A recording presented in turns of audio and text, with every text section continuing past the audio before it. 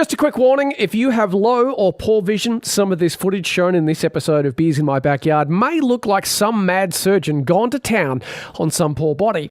I obviously didn't, it was just messy working with fruit for the first time. So my 21-litre batch of Cooper's Mexican Cerveza, however you want to say it, has been fermenting away in the big beer bucket, and my far small 5-litre carboy as well. Now, normally this tin of stuff makes 23 litres, however, for space and for taste reasons, I've gone down to 21 instead. Now, after 7 days, we're going to add some fruit. Raspberries, in fact, which I've picked up from my local Woolworths at $8 a kilo. I only need 1.5 kilos for my raspberry cerveza, so the other half kilo is going back in the fridge for my kids to devour on their next batch of pancakes. Yum! I've also run the numbers on how much I need in each container, so we'll hopefully get pretty similar balance of flavours across the two tubs.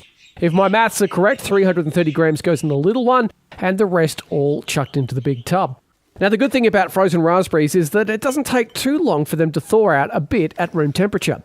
The problem I see is getting them into the fermenter without all of the seedy bits getting into the beer. I want the colour and the flavour, and that's it.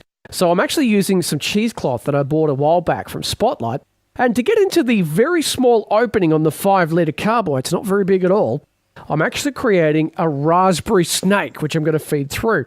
It's tied down with fishing line to keep a hold of things, and it's weighed down with some previously boiled marbles so that it lurks at the bottom and it doesn't block things up. Well, that's the theory anyway.